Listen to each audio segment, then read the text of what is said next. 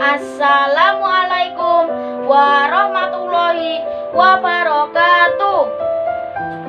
Perkenalkan, nama saya Muhammad Dhani Safisuddin. Saya perwakilan dari TPQ Al-Hidayah Kali Kepiting Bakti, Surabaya. Dalam kesempatan kali ini, saya akan menyampaikan tausiah singkat tentang peringatan Maulid Nabi Muhammad Sallallahu Alaihi Wasallam. Alhamdulillahirabbil alamin. Wassalatu wassalamu ala Rasulillah Sayyidina wa Maulana Muhammad al-Mabad. Yang saya hormati para dewan juri sekalian dan hadirin yang dirahmati Allah Subhanahu wa taala. Pertama, mari kita ucapkan alhamdulillah sebagai sanjungan dan rasa syukur kita kepada Allah.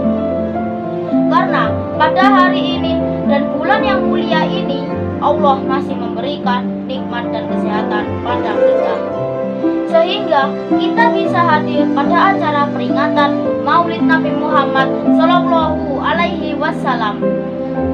Kedua, semoga selawat kita selalu mengalir keharibaan baginda Nabi Muhammad Sallallahu Alaihi Wasallam, di mana pada hari ini kita peringati kelahirannya. Semoga dengan adanya peringatan ini kita semakin cinta kepada Rasulullah, sehingga kelak kita akan dapat syafaatnya. Amin, amin, ya rabbal alamin. Hadirin yang dirahmati Allah, sebagaimana dalam firman Allah dalam Al-Quran, bahwasannya Rasulullah Shallallahu Alaihi Wasallam adalah contoh yang baik bagi umat manusia, seperti yang tertuang dalam surah Al-Ahzab ayat 21. A'udzubillahi minasyaitonirrajim. Bismillahirrahmanirrahim. Laqad kana lakum fi Rasulillahi uswatun hasanah liman kana yarjullaha wal yaumal akhirah wa dzakarallaha katsiran. Shadaqallahul adzim. Yang artinya, sesungguhnya pada diri Rasulullah ada teladan yang baik bagimu, yaitu bagi orang yang mengharap Allah dan hari akhir serta banyak berzikir kepada Allah. Rasulullah menjadi contoh tidak hanya satu bidang, tapi semua bidang lengkap dan komplit. Rasulullah Shallallahu Alaihi Wasallam menjadi contoh dalam keluarga, menjadi pendakwah, menjadi guru, menjadi bisnismen, menjadi politisi, panglima perang, dan banyak yang lainnya. Jadi sangat pantas jika Allah menjadikan Rasulullah Shallallahu Alaihi Wasallam sebagai suri tauladan bagi umat manusia. Walaupun Rasulullah sama manusia dengan kita, tentulah yang menjadi contoh beda kualitasnya dengan yang mencontoh. Misal, kita sebagai manusia perlu tidur. Rasulullah sebagai manusia juga tidur. Namun tidur kita dengan Rasulullah jelas berbeda. Kalau Rasulullah hanya tidur matanya saja, sedangkan hatinya tidak pernah tidur, selalu berzikir kepada Allah.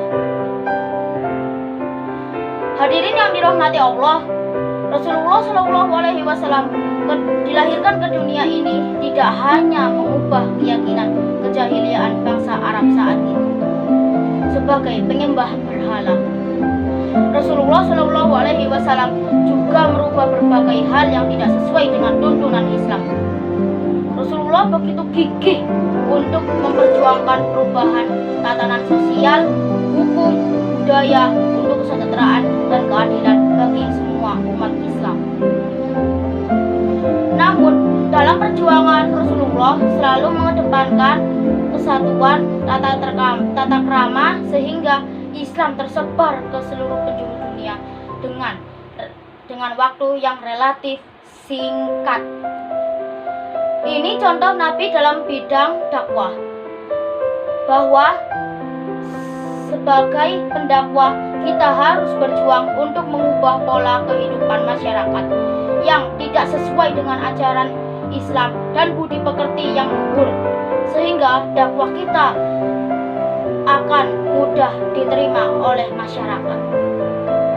Dalam kehidupan berkeluarganya juga harus menjadi contoh, bagaimana Rasulullah begitu menyayangi istri-istrinya dan begitu menghormati istri-istrinya. Walaupun Rasulullah sebagai kepala negara, tapi Nabi tidak pernah gengsi untuk membantu pekerjaan istri di rumahnya.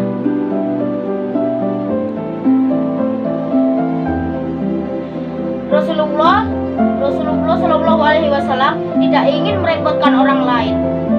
Apa yang dia dilakukan sendiri, Rasulullah lakukan sendiri. Dalam bidang perniagaan juga perlu kita mencontoh bagaimana Rasulullah Shallallahu Alaihi Wasallam berbisnis. Rasulullah Shallallahu Alaihi Wasallam mulai perniagaan sejak umur 9 tahun.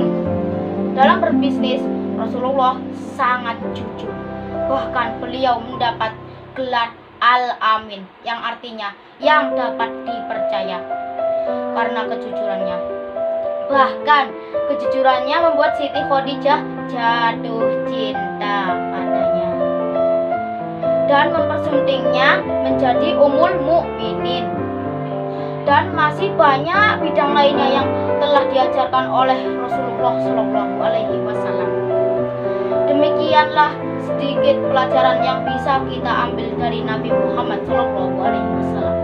Semoga dengan adanya peringatan Maulid ini kita bisa meneladani keseluruhan akhlak beliau. Akhir kata, saya mohon maaf atas segala khilaf kata, baik yang disengaja atau tidak disengaja.